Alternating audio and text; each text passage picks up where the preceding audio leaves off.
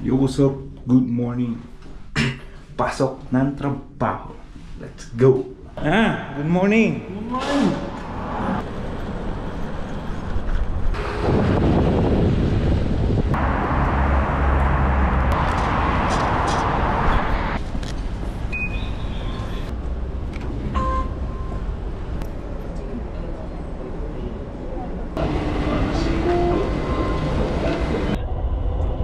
Life Pharmacy at Shobar Realty Metro Station.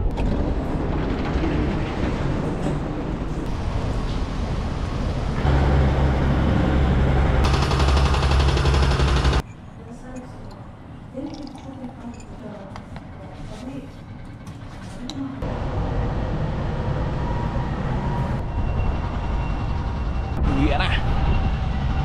Pero kailangan mag-deposit. Excuse me. Oh boy. Yung. Oh, dito pala. Tama ba? Doon ako pupunta ngayon sa building yan. Sa baba, nandun yung bangko ng company namin. Di-deposit ako.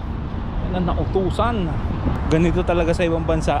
Mga trabaho dito, hindi mo pwedeng gawin kung ano lang yung posisyon mo. Gagawa ka rin ng mga gawain ng iba. Tulad ngayon, di ba? Sana, di ka naman accountant para mag-deposit ng pera or ng cheque. Pero it's all good. Hindi naman ako nagre-reklamo. Nagsasabi lang. Multitask sa mga trabaho, di ba? Ito ang pinagkaiba talaga sa Pilipinas. Pero sa Pilipinas, ganoon din naman eh. Pero mas malala lang talaga dito. Pero it's all good. Yun naman ang matindi dito. Mahahasa ka talaga. Hasang-hasa ang mga Pilipino dito, boy.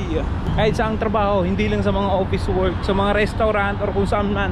Pero sa Pilipino lang talaga nakikita kong multitask dito eh. Sa totoo lang.